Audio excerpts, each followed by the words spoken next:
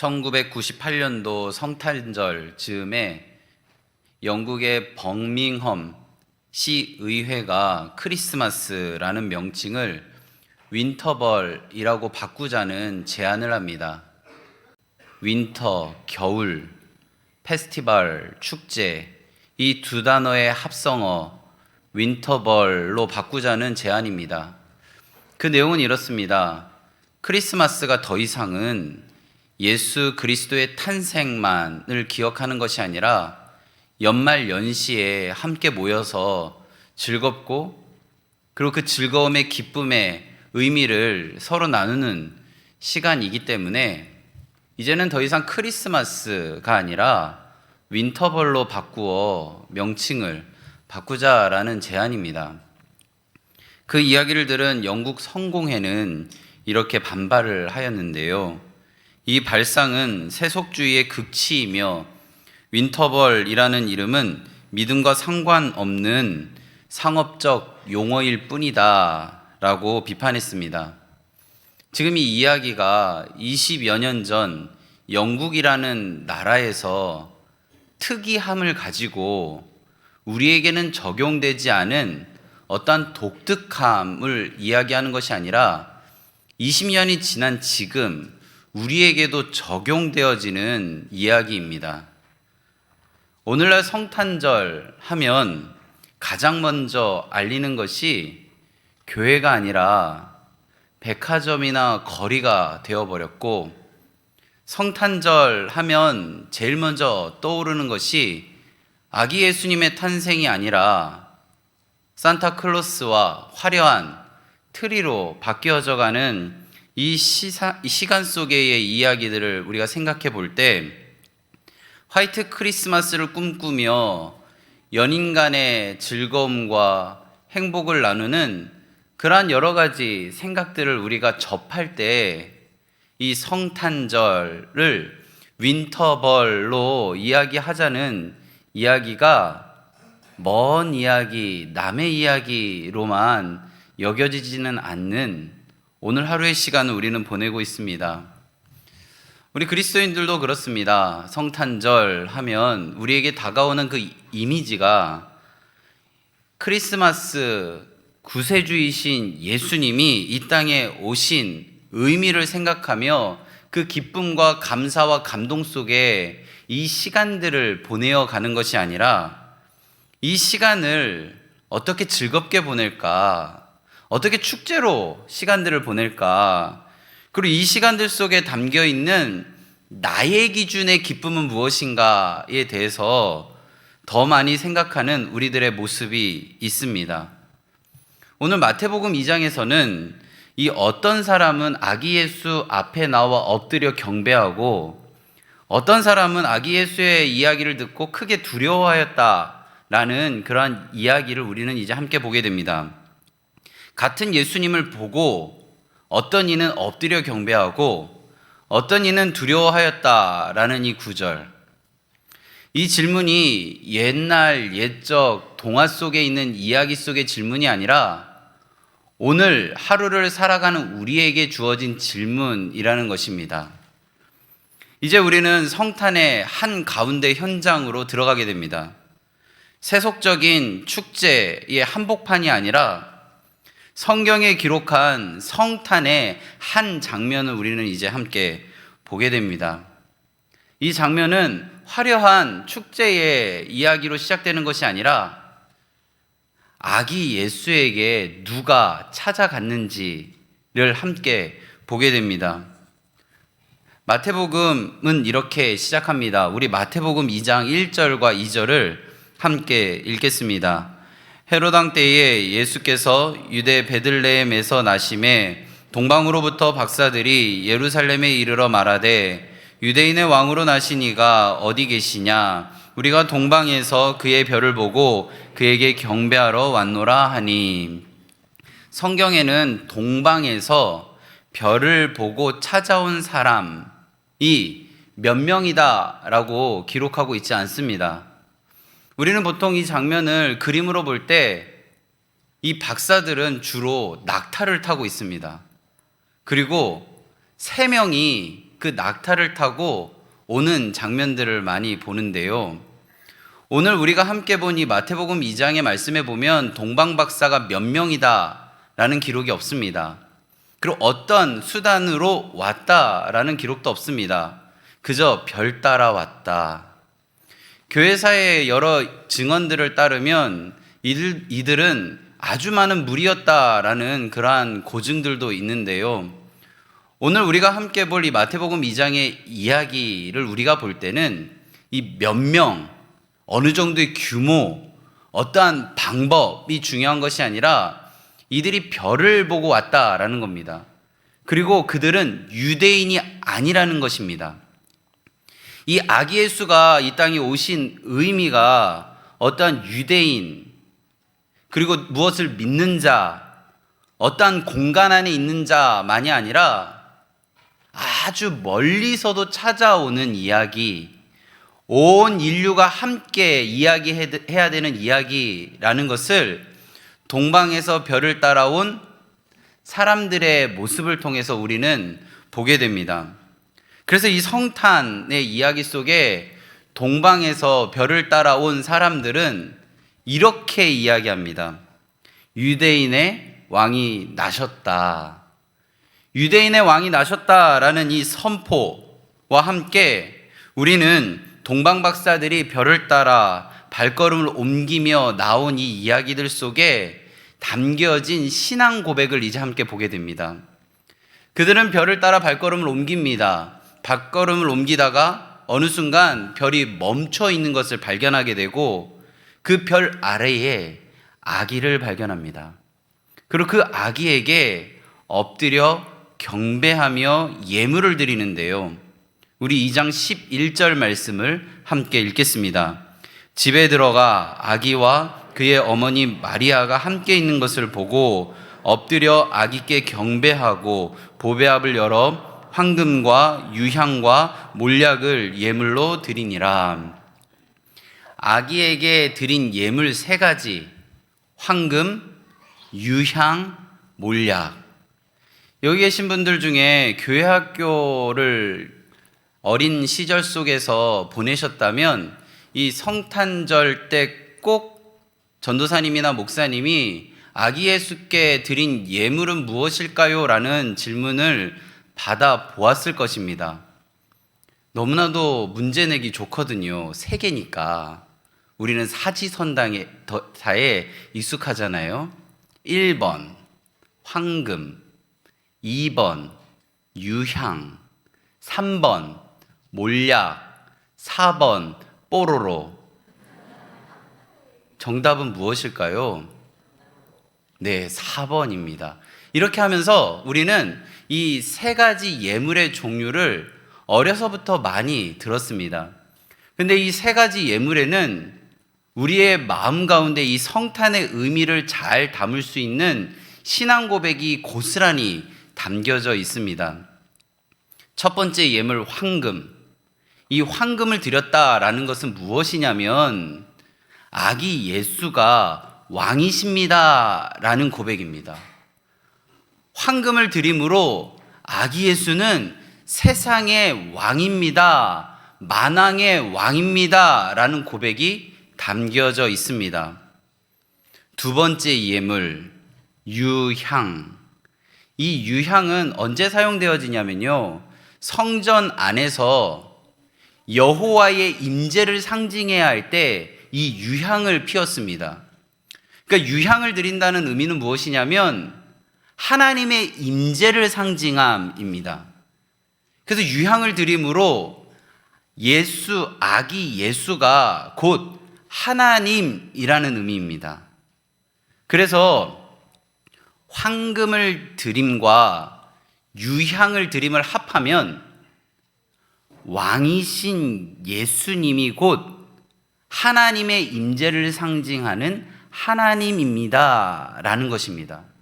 그래서 이 2가지 예물을 드린다는 것이 아기 예수의 이 땅에 오심을 잘 드러내는 예물의 고백인 것이죠. 그런데요, 3번째 예물의 고백이 우리들 안에도 중요합니다. 세 번째 예물은 무엇이냐면 몰약입니다. 이 몰약은 언제 사용되어지냐면 장례식에 사용되어지거든요. 아기가 태어났는데 죽음을 상징하는 선물을 한 것입니다. 너무나도 아이러니하고 조금 불편한 선물입니다. 태어났는데 죽음을 이야기하는 것입니다. 아기 예수가 이 땅에 오신 의미를 가장 잘 설명하는 예물인 것이죠. 아기 예수가 이 땅에 오신 이유, 우리를 위하여 죽으심입니다. 아기 예수가 이 땅에 오신 이유가 십자가의 죽음이라는 것을 이 몰약을 통하여 알려주고 있는 것입니다.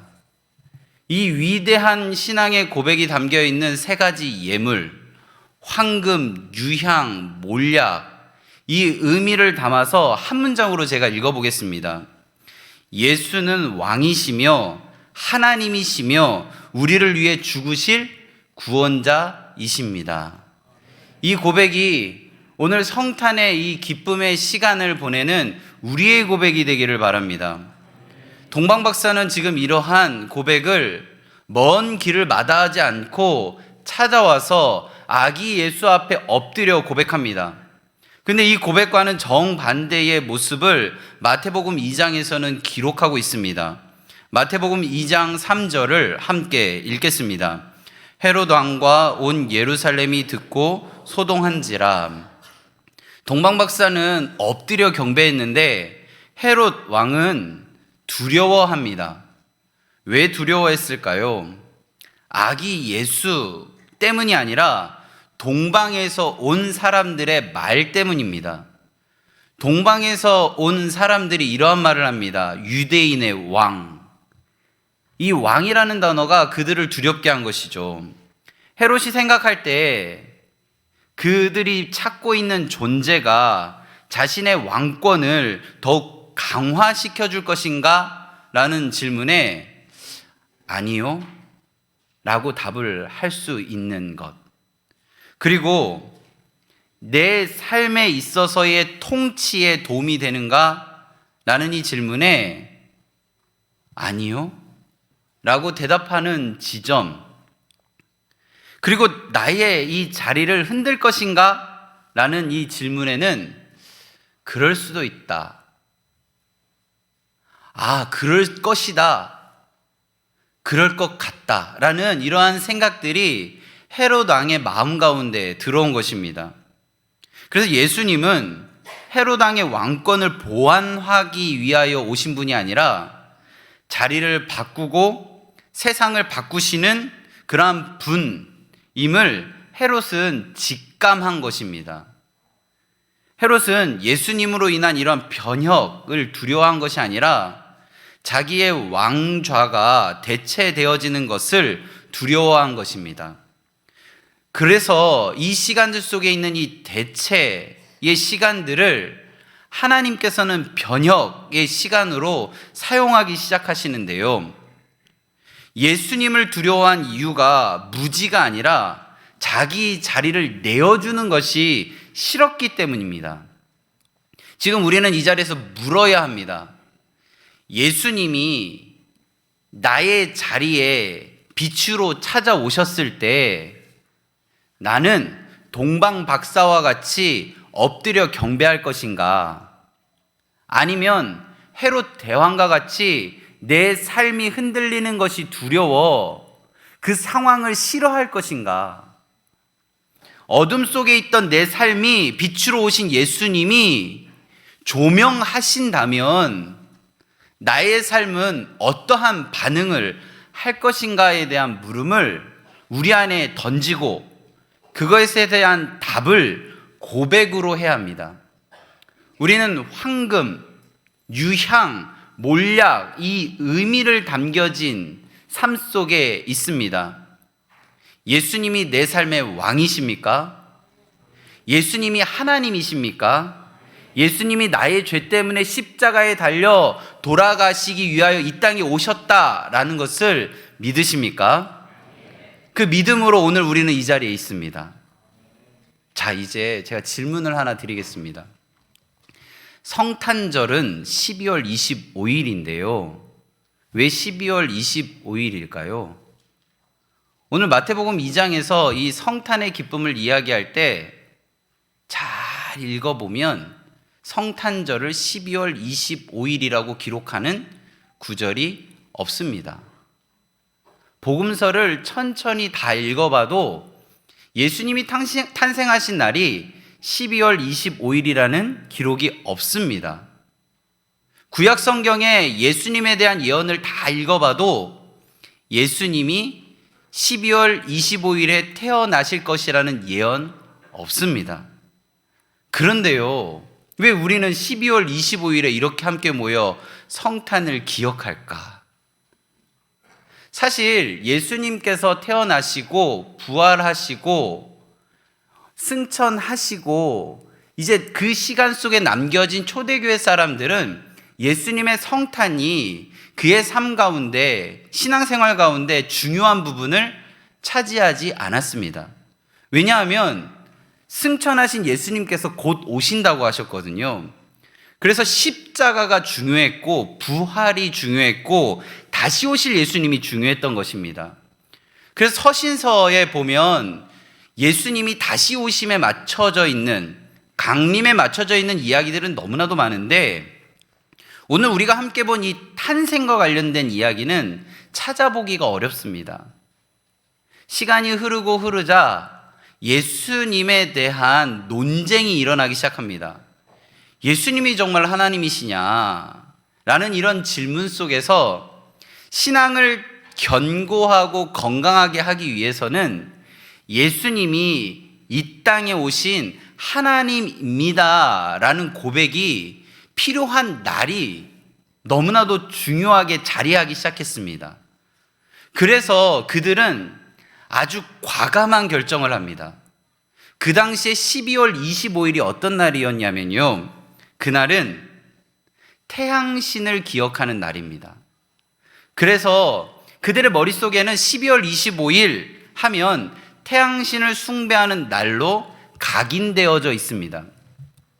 예수님은 이 땅에 어떤 분으로 오셨냐면 빛으로 오신 분입니다.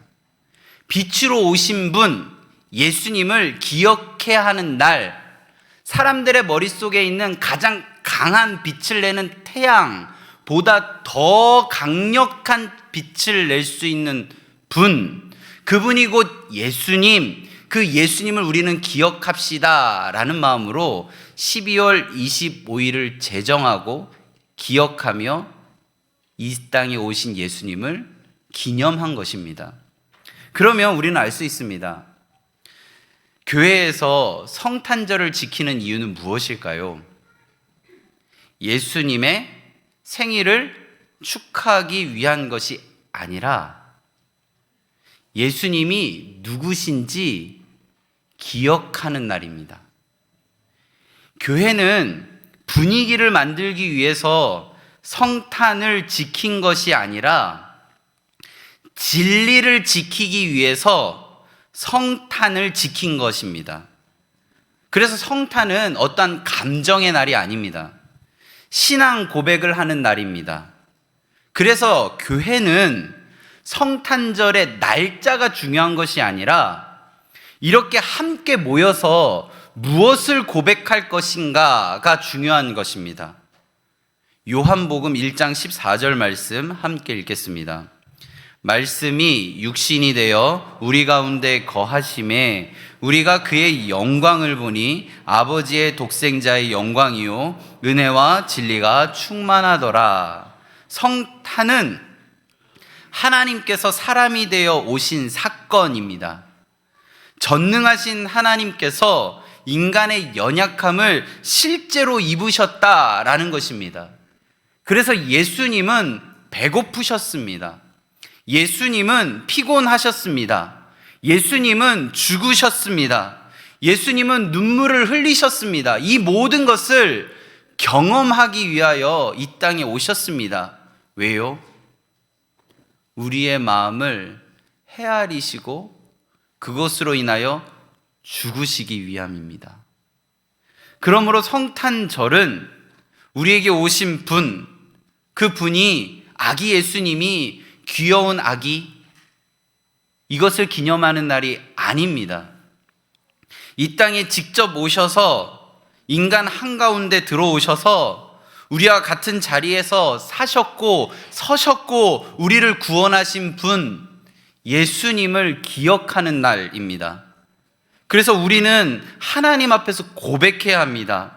오늘 이 자리에서 예수님의 모습을 우리가 기억하면서 우리를 너무나도 사랑하시는 그 모습을 가장 구체적으로 보여주시는 증거, 하나님이 우리와 같은 인간이 되셨다라는 이 이야기들 속에 너희들을 끝까지 책임지시겠다라는 하나님의 마음을 오늘 우리는 느껴야 합니다. 빛으로 오신 예수님, 그 성탄 앞에 우리의 마음은 드러납니다. 동방박사처럼 왕 앞에 엎드려 예물을 드릴 것인가? 아니면 헤롯처럼 내 자리 지키기 위해 두려워할 것인가? 이제 우리는 함께 설교 제목을 읽어보려고 하는데요. 순서지에 있습니다. 함께 읽겠습니다. 성탄은 기억이 아니라 고백입니다. 한 번 더 읽겠습니다. 성탄은 기억이 아니라 고백입니다. 그럼 우리 이제 고백해야겠죠? 제가 말씀드릴 테니까요. 한번 따라서 고백해 보셨으면 좋겠습니다. 예수님은 저의 왕이십니다. 우리 한 번 더 할까요? 예수님은 저의 왕이십니다. 이 고백이 오늘 성탄을 맞이하는 우리 모두의 고백이 되기를 바랍니다. 이 자리에 있는 모든 성도님들이 오늘 이 성탄절에 동방박사처럼 기쁨으로 엎드려 경배하며 왕이신 예수 그리스도를 삶으로 고백하는 믿음의 사람이 되기를 간절히 바라고 축원합니다.